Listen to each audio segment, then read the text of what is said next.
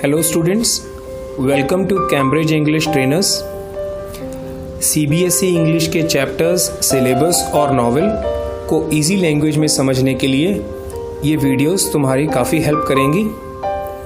इन videos को अच्छे से समझने के लिए, मैक्सिमम बेनिफिट के लिए और फुल कंसंट्रेशन के लिए पहले हेडफोन्स लगा लें और आंखें बंद करके ध्यान से इन वीडियोस को सुनें और इनका मैक्सिमम बेनिफिट लें। Poem Dust of Snow by Robert Frost. Class 10th CBSE English Book First Flight. बच्चे, ये जो पोएम है dust of snow, it is written in 8 lines. वैसे तो ये 8 लाइन्स में लिखी हुई है, लेकिन ये सारी पोएम एक सेंटेंस ही है। शुरू से लेके एंड तक एक ही सेंटेंस बनता है और एंड में फुल स्टॉप एक ही आता है। Bye Robert Frost. और इसमें पोएट ने जो चीज़ें हाईलाइट की हैं वो मेन बात ये है कि there is beauty in every part of nature. कुछ अगली लुकिंग पॉइजनस चीज़ें होती हैं जो अच्छी नहीं दिखती, जहरीली होती हैं, नेचर का पार्ट होती हैं, उनसे भी हमें हैप्पीनेस, खुशी मिल सकती है। ऐसा ही एक इंसिडेंट होता है जिसके बारे में पोएट इस पोएम में हमें बता रहा है। पोएम का नाम है डस्ट ऑफ स्नो। पहले मैं पोएम रीड कर देता हूँ। The way a crow Shuk down on me, the dust of snow from a hemlock tree has given my heart a change of mood and saved some part of a day I had rued. इसमें poet हमें बता रहा है कि किस तरह से कुछ ऐसे इंसिडेंट्स होते हैं लाइफ में, ज़िंदगी में, जो छोटे होते हैं, माइनर स्मॉल इंसिडेंट्स होते हैं, वो भी हैप्पीनेस का सोर्स हो सकते हैं। Things in nature which look ugly and poisonous can also give us comfort and pleasure. कई बार कुछ ऐसी चीज़ें होती हैं जिनसे हमने नेगेटिविटी जोड़ रखी होती है। जैसे नॉर्मली क्रो को देखते हैं, नेगेटिव ओमन मानते, अच्छा नहीं मानते, कहाँ कर है। और हेमलॉक ट्री होता है, एक हेमलॉक नाम का ट्री है, वो जहरीला पेड़ होता है, पॉइजनस। जहर आ गया, पॉइजन आ गया, अगेन नेगेटिविटी। स्नो से सारा ढका हुआ है, बहुत ज़्यादा स्नो है, वो भी कोई बहुत ज़्यादा अच्छा नहीं लगता, सुस्ती सा, डल सा एटमॉस्फेयर हो जाता है, प्योर वाइट। इस पोएम का बैकग्राउंड क्या है? Poet was passing through a forest और द वुड्स, और वो एक पेड़ के नीचे से गुजर रहा था। पेड़ का नाम है हेमलॉक ट्री, पॉइजनस है, और उसका सारा दिन खराब हुआ था किसी न किसी वजह से, कुछ हुआ होगा। He was sad, dejected.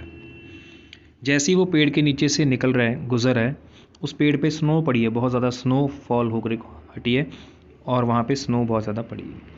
तभी वहाँ पे एक क्रो आता है पेड़ पे, और उसके आने से पेड़ में थोड़ी सी हिलजुल होती है, जिसकी वजह से जो स्नो के छोटे छोटे पार्टिकल्स हैं, डस्ट ऑफ स्नो है, वो पोएट के ऊपर गिर जाती है।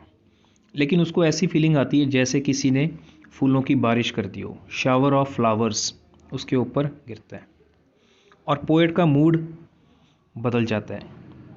पोएट खुश हो जाता है।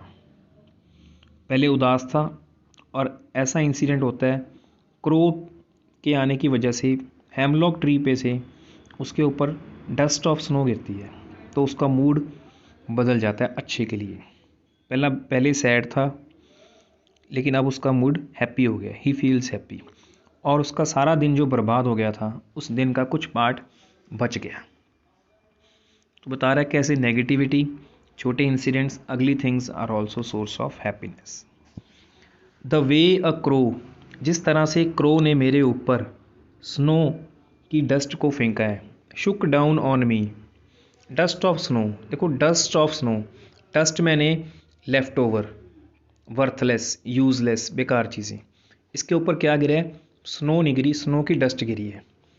एक यूजलेस समझी जाने वाली चीज़, स्नो, डस्ट ऑफ स्नो, इसके ऊपर गिरी, लेकिन इसको उसका बेनिफिट मिला, इसको अच्छा फील हुआ। From a hemlock tree.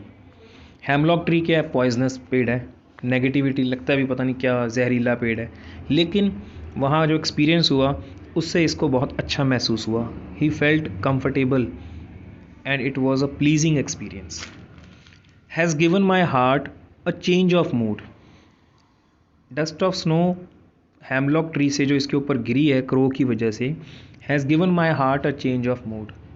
इसके हार्ट में बदलाव आया, इसका मूड बदल गया। कैसे बदल गया? नेगेटिव से पॉजिटिव हो गया, सैड से हैप्पी हो गया। And saved some part of a day I had rued. Saved some, क्या आ गया? एलिट्रेशन, स की आवाज़ आ रही है, सेव्ड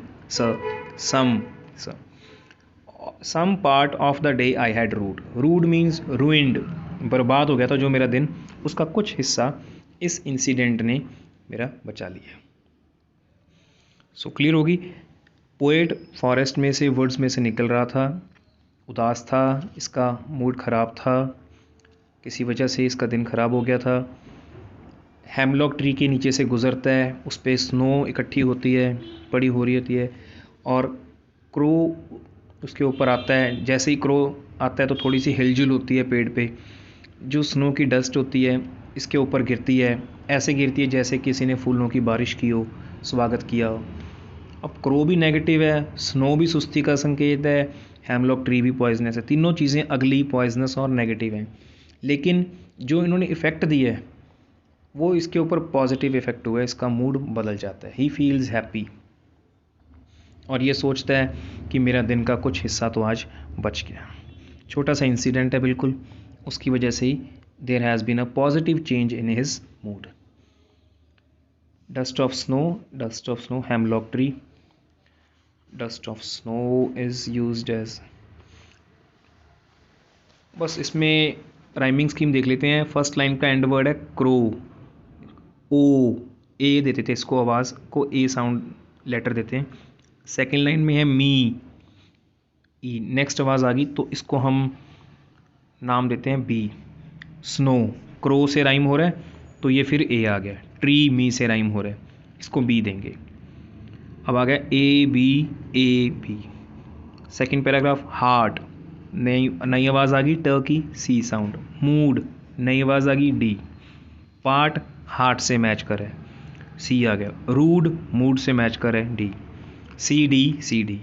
पोएम की राइमिंग स्कीम क्या होगी? A B C D. It is again written by Robert Frost. So this is the end of the poem. Thank you. So that was all for the day. For summaries, notes, assignments, check link in the description below and stay tuned for more such videos.